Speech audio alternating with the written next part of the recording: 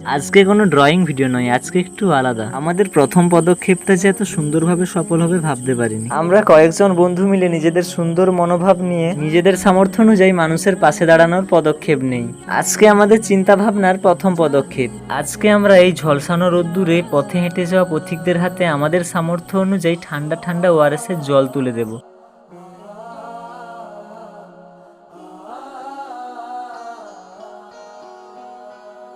আমাদের ভবিষ্যতে আরো অনেক পদক্ষেপ রয়েছে, কিন্তু আজকের এই প্রথম পদক্ষেপটা সুন্দরভাবে সফল হওয়ায় আমাদের অনেকটাই উৎসাহ বেড়ে গেল।